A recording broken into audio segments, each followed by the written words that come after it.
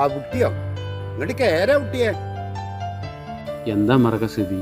എനിക്ക് മറ്റന്നാക്കായിരുന്നു. ഇരിക്ക കുട്ടിയെ, ഞാൻ ചെറുക്കനോട് പറഞ്ഞേനു. ആയിക്കോട്ടെ, ഞാൻ ഇപ്പൊ വരാം. അല്ലാ എടീ, ആ കുട്ടി പൈസക്ക് വന്നിക്കണ്. ഇജോനോട് പറഞ്ഞീനോ? ആ ഉണ്ടെന്നും പറഞ്ഞില്ല, ഇല്ലാന്നും പറഞ്ഞില്ല. ഇജെന്നാ ഓനോട് ഒന്നുകൂടി ചോദിച്ചോക്കാം. ഷാനു, ആ കുട്ടിയാക്ക പൈസക്ക് വന്നിക്കണു. അമ്മ നല്ല പറഞ്ഞില്ലേ? അല്ലമ്മ, ഈ ബാപ്പ ഉണ്ടാക്കിയ കടം എന്നാ തീരുക? നല്ലൊരു ജോലി കിട്ടി ശമ്പളക്കാരനായ അന്ന് തുടങ്ങിയതാണ് ബാപ്പാന്റെ ഈ കടം വീട്ടല്. എന്തിനാ പതുക്കാക്കണ്? ബാപ്പ കേക്കട്ടെ. ഈ കടം വാങ്ങി കൂട്ടിയതൊക്കെ ബാപ്പ എന്താ ചെയ്തത്? ഇവിടെ ഒന്നും കാണുന്നില്ലല്ലോ.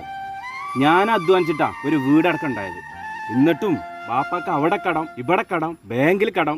ഈ കോലത്തിലാണെങ്കിൽ ഇഞ്ച ആയുസ് മുഴുവൻ പണിയെടുത്താലും ബാപ്പാന്റെ കടം വീട്ടാനേ തേക്കുള്ളൂല്ലോ. സാരല്ല മറാക്ക, കുറച്ച് പൈസ അല്ലേ, ഞാൻ എവിടെയെങ്കിലും സംഘടിപ്പിച്ചോളാം. സാരല്ല.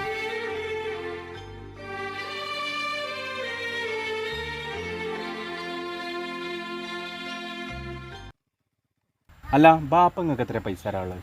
ആഹാ, അതോ, എൻ്റെ പഠിത്തം കഴിഞ്ഞ് ഇജ് പണി കിട്ടാൻ വേണ്ടിയിട്ട് ട്രെയിനിങ്ങിന് പോയില്ലേ, അതിന് വന്ന ചിലവ് എത്രയെന്ന് എന്നെക്കാൾ എനിക്കറിയില്ലേ.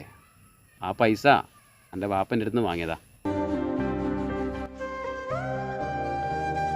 ആ പിന്നെ മുന്നിലൂടെ നല്ല ഭാവി കണ്ടുകാണ്ട് ഇഷ്ടപ്പെട്ടൊരു കോഴ്സിന് ഇജ് പഠിക്കാൻ പോകുമ്പോൾ ഒരു സാധാരണ കൂലിപ്പണിക്കാരനായ ബാപ്പാക്ക് അന്നെ താങ്ങാനുള്ള കെൽപ്പുണ്ടോ വെച്ചാൽ അന്ന് നോക്കിന്നോ?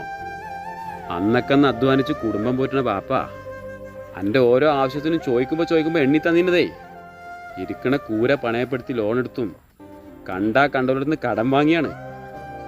നല്ലൊരു ഭക്ഷണം പോട്ടെ, നല്ലൊരു തുണിയും കുപ്പായെങ്കിലും ആ സാധുവിനുണ്ടോന്ന് ഇജ് നോക്കിന്നോ?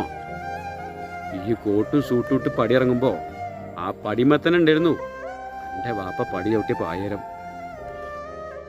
അത് മാത്രം ഇജൊന്ന് ശ്രദ്ധിച്ചിരുന്നെങ്കിൽ രാവിലെ ഇജ് വാപ്പാനോട് പറഞ്ഞ ആ വർത്താനം പറയില്ലായിരുന്നു കുട്ടിയെ.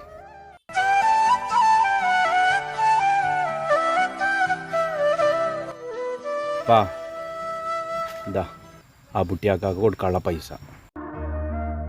രാവിലെ വിവരമില്ലാതെ ഞാൻ എന്തൊക്കെയോ പറഞ്ഞു. പാൻ്റെ കടം എത്ര ഉണ്ടെങ്കിലും അത് തീർക്കാൻ എൻ്റെ 2-3 മാസത്തെ ശമ്പളം മാത്രം മതിയാവും. പക്ഷേ എൻ്റെ ഈ ആയുസ് മുഴുവൻ പണിയെടുത്താലും പാനോടുള്ള കടം എനിക്ക് തീർക്കാൻ കഴിയൂലല്ലോ.